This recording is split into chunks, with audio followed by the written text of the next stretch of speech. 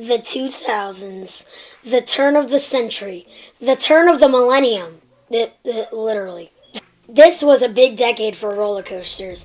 Every single one that opened at the time was breaking records. It was insane. But anyways, let's go ahead and dive into this video.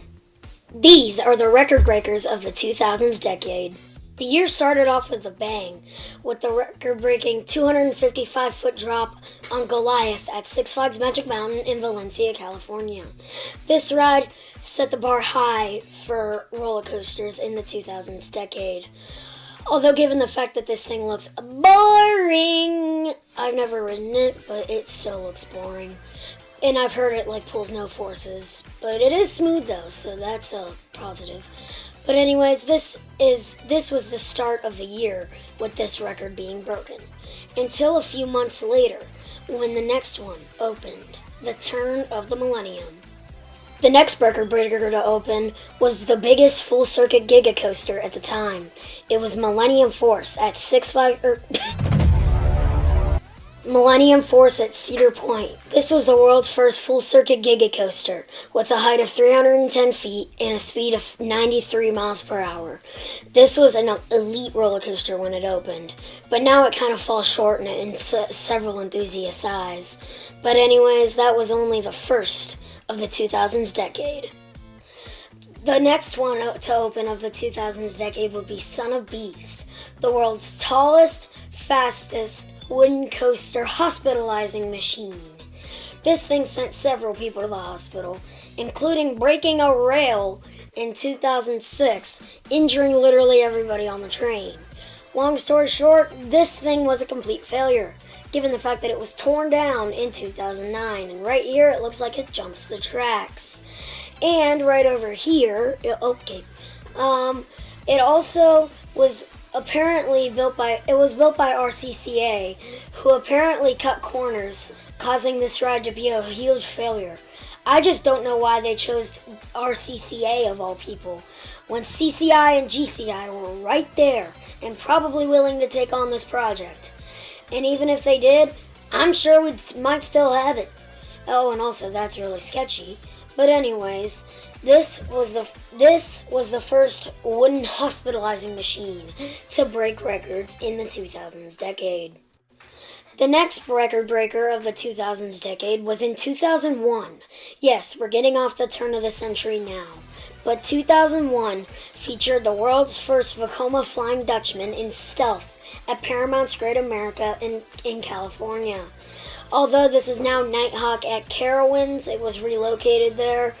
This was apparently a big flop for Paramount's Great America. I mean, I can see why. These Vekoma Flying Dutchmans are maintenance nightmares.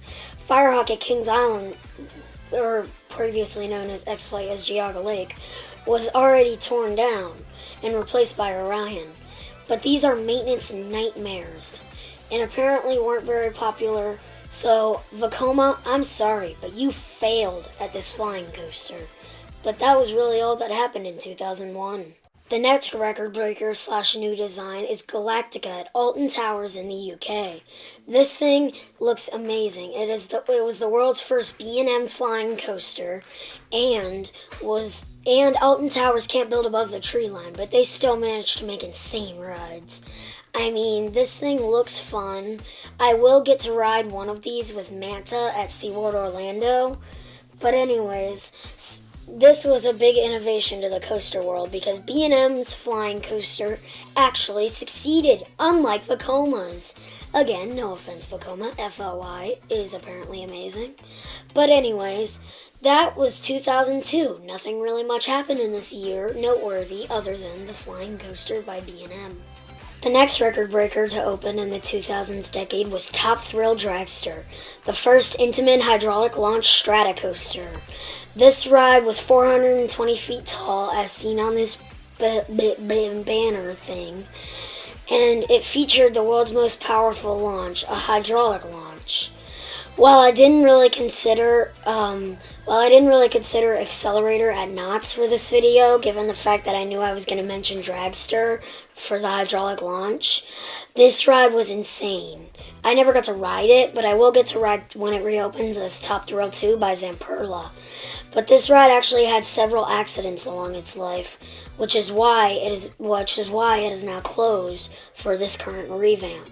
We don't know if Top Thrill 2 is going to ride the same as the original, but we will just have to figure it out. While nothing really noteworthy happened in 2004, 2005 nothing much really happened either. Although Paramount did purchase Backlot Stunt Coaster clones, Premier Rides LAM launch coasters for 3 of their parks: Paramount's Kings Island, Paramount's Kings Dominion, and Paramount Canada's Wonderland. I mean, these are okay. They don't really do much. I mean, they're fun family rides and have a cool fire effect. Well, some of them do. And so this one's really neat. I mean, it's kind of a fun ride just to like get on, but it's not really ever one of my top priorities when I go to my home park of Kings Island. But anyways, that's enough about 2005. Nothing really coaster-wise happened in 2006, although some of the big theme park news out of anything. Cedar Fair buys out the Paramount parks with Kings Island, Kings Dominion, Canada's Wonderland, and Great America. They obtain all of these properties and their values, setting them way into debt. But this was a notable year because of this. Paramount really needed Cedar Fair to take it over. They were having financial troubles, and Cedar Fair is a better theme park operator. Also, something happened on Son of Beast right here.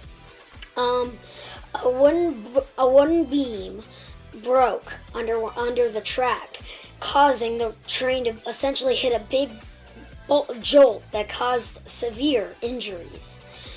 This was just another way of saying RCCA is not good.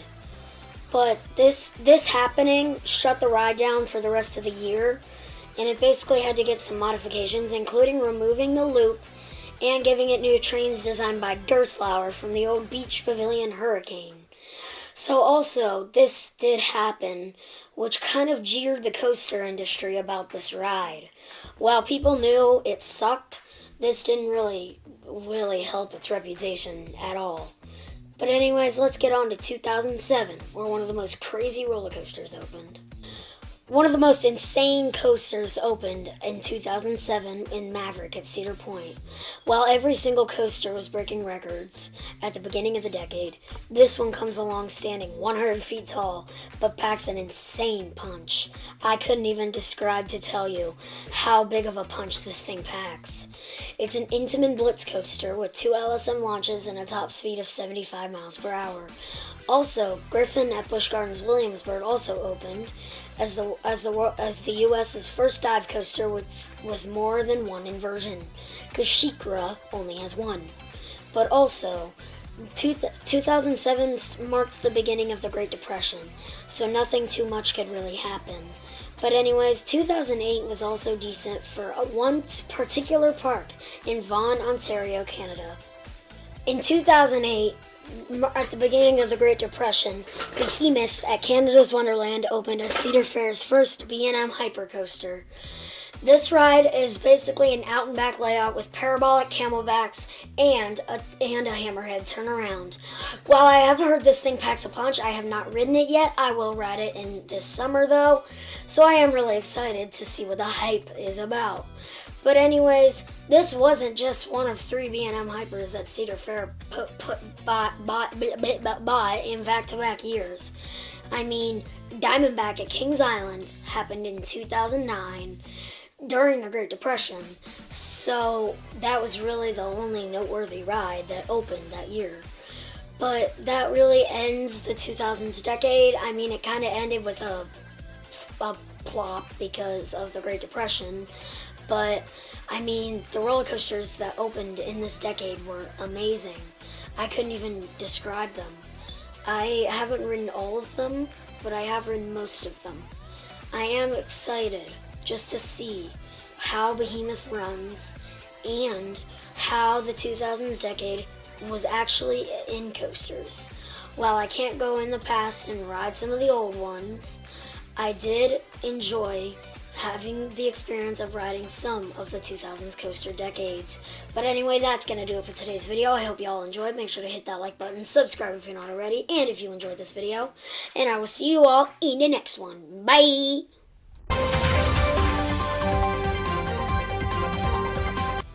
Oh, good, you guys are still here. Look, there's something I forgot to say in the video, but I have to tell you this. The most iconic, record-breaking roller coaster to open in the 2000s decade was Dum Dum. I don't really know why this roller coaster is called Dum Dum, but it's iconic. Wow! Okay, now this is the real ending. Bye!